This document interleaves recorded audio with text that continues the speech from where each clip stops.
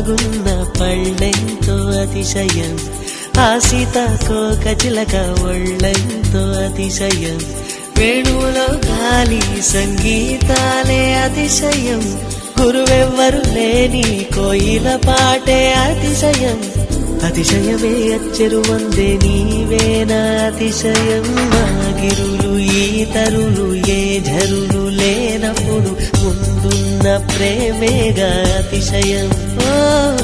16 ప్రయాణ పరువల్లో అందరికీ పుట్టేటి ప్రేమేగా అతిశయం.